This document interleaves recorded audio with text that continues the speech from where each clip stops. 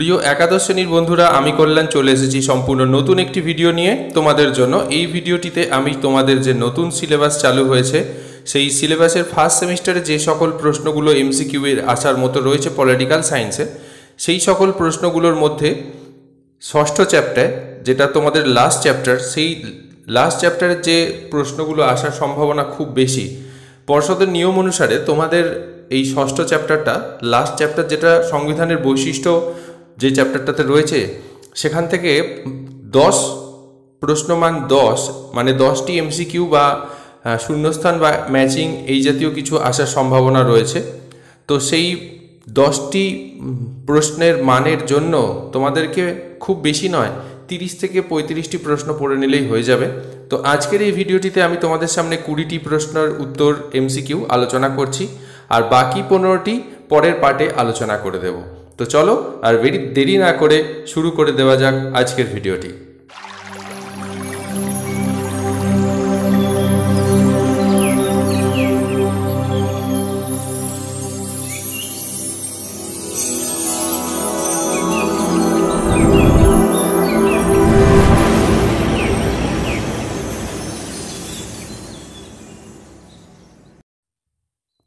তো বন্ধুরা, তোমাদের প্রথম প্রশ্নটি রয়েছে, ভারতের সংবিধান রচনা করেছিল ব্রিটিশ পার্লামেন্ট, ভারতীয় পার্লামেন্ট, গণপরিষদ, গণসভা।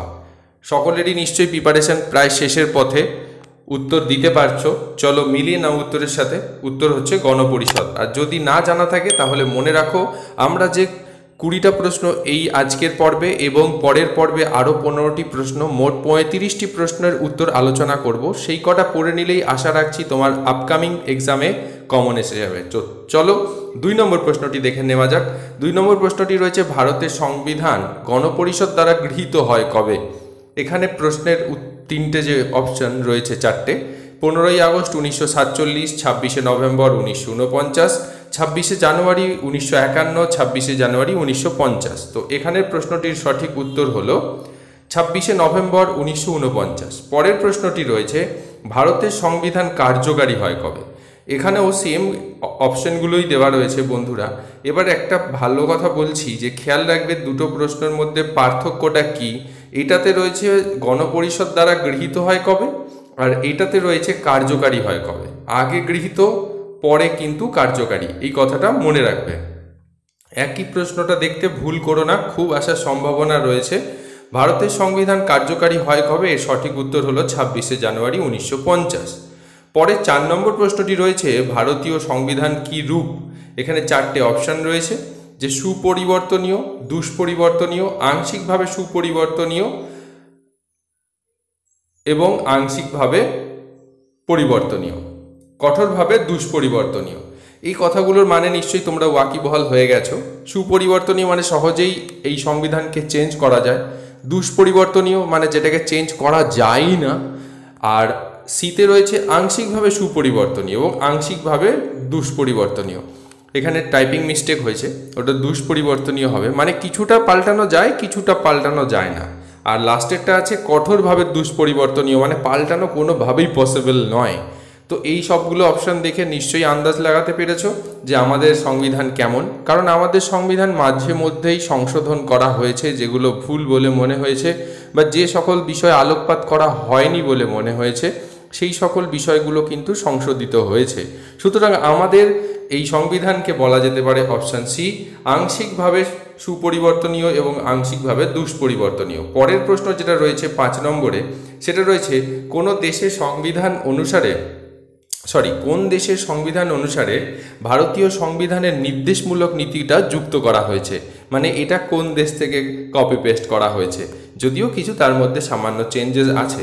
সেগুলো কোন দেশ থেকে করা হয়েছে এই নির্দেশমূলক নীতি?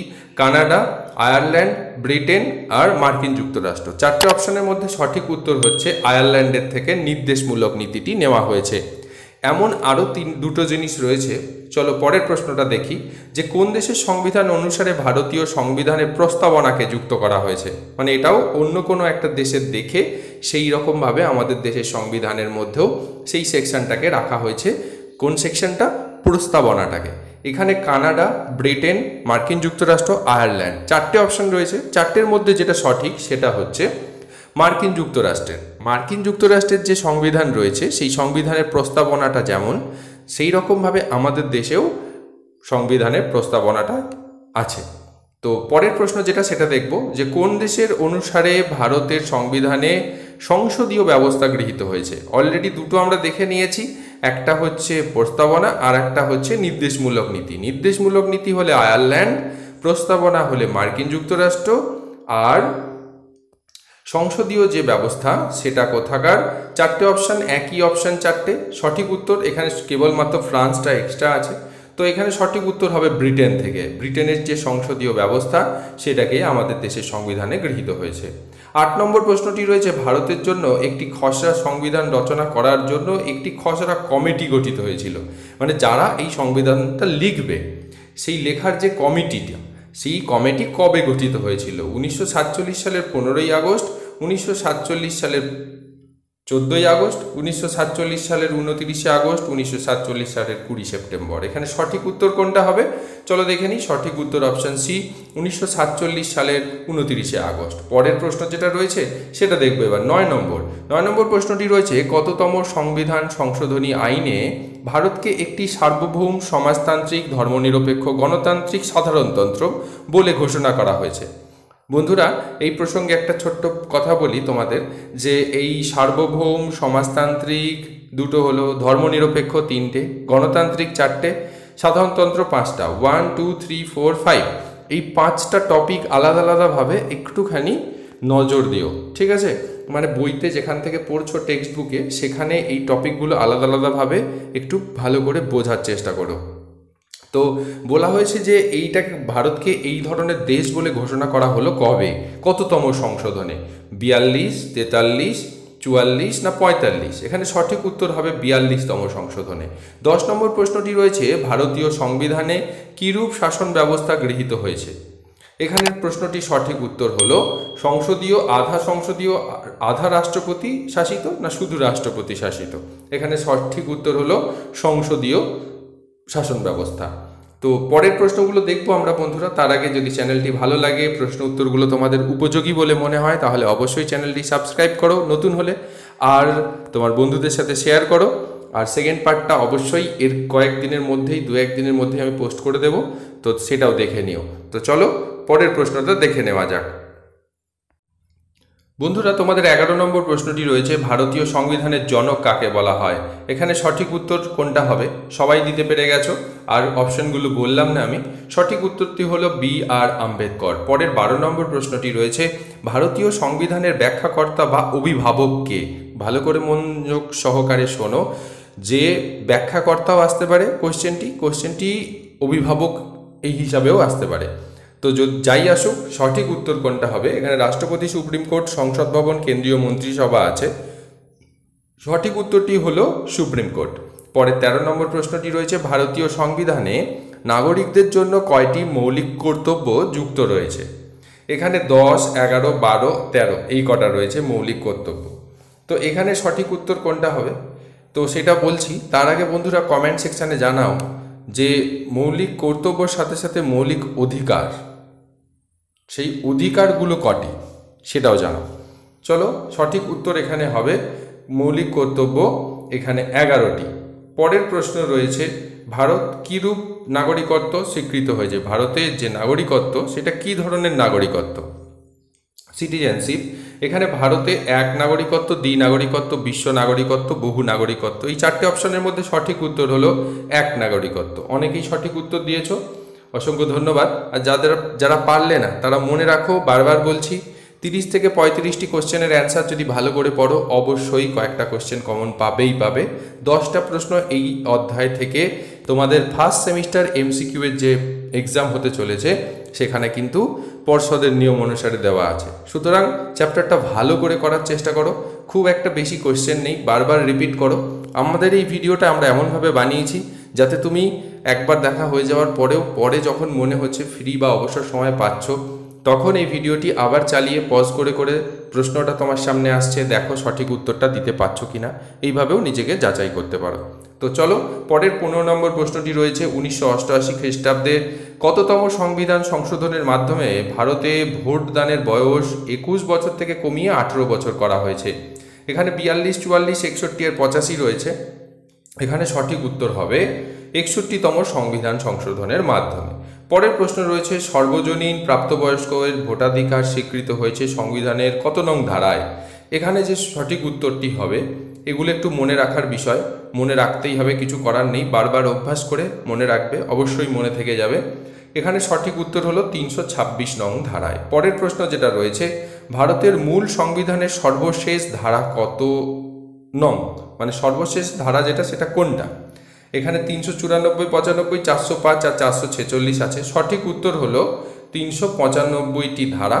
আর যদি বন্ধুরা প্রশ্নটা ধারা না দিয়ে দেন তফসিল, তাহলে কিন্তু 8টি তফসিল। এটা কিন্তু ভারতের মূল সংবিধানের। কথাটার মানে কি? কথাটার মানে হচ্ছে যখন সংবিধানটি প্রথম কার্যকারী হলো সেই রকম সময় ভারতের সংবিধানে কটি ধারা আর কটি তফসিল ছিল? 395টা আর 8টা। তো পরের প্রশ্ন যেটা সেটা দেখব ভারতের সংবিধানে বর্তমানে মোট কতগুলি ধারা আর কতগুলি তফসিল। তাহলে এটা যবে স্টার্ট হয়েছিল সেটাতে 395টি ধারা আর 8টি তফসিল, আর এখন কটি ধারা আর কটি তফসিল? এখন দেখো এখানে অনেকগুলো অপশানে রয়েছে। 470টি ধারা 12টি তফসিল, 395টি ধারা 8টি তফসিল। এটা তো আগে ছিল। খেয়াল রাখবে কোশ্চেনের মধ্যে ফারাক কোথায় বলো তো? কোশ্চেনের মধ্যে ফারাক হচ্ছে মূল সংবিধানে বলেছে, মানে যেটা প্রথম ছিল, আর এটা বলেছে বর্তমান সংবিধানে। তো এখানে সঠিক উত্তর কোনটা হবে দেখে নিই চলো আমরা। 470টি ধারা আর 12টি তফসিল, এইটা হচ্ছে বর্তমান সিচুয়েশন। তো পরের প্রশ্ন যেটা 19 নম্বরটা সেটা দেখব কততম সংবিধান সংশোধনের মাধ্যমে ভারতীয় সংবিধানে ধর্মনিরপেক্ষ এই শব্দটি যুক্ত হয়েছে? তো সেটা কততম? 42তম সংবিধান সংশোধনের মাধ্যমে। পরের প্রশ্ন যেটা রয়েছে সেটা দেখব যে ভারতীয় সংবিধান কার্যকর হওয়ায় 62 বছরের মধ্যে, মানে আমাদের সংবিধান কার্যকারী হয়েছে যে সালে, তারপর থেকে আজ পর্যন্ত 62 ইয়ার্স, সেই 62 ইয়ার্সের মধ্যে কতবার সংশোধিত হয়েছে? এখানে যে অপশানগুলো রয়েছে 95, 96, 97, 98, সঠিক উত্তরটি হলো 97 বার সংশোধিত হয়েছে। তো বন্ধুরা 20টি প্রশ্নের উত্তর এখানেই শেষ হয়ে গেল। তোমাদের যদি ভিডিওটা ভালো লাগে তাহলে অবশ্যই লাইক করো, চ্যানেলে নতুন হলে অবশ্যই চ্যানেলটি সাবস্ক্রাইব করো, তোমার বন্ধুদের সাথে শেয়ার করো। আর পরের পার্টটা কিন্তু দেখতে অবশ্যই ভুলো না। আর মাত্র 15টি প্রশ্ন আছে, দেখে নিলে আমার মন বলছে তোমাদের যে ফার্স্ট সেমিস্টার আসতে চলেছে আগামীতে, তাতে অবশ্যই কমন পাবে। তো চলো আজকের মতো এই পর্যন্তই, আবার দেখা হচ্ছে আগামীতে। ভালো থেকো, সুস্থ থেকো, সাবধানে থেকো, টাটা।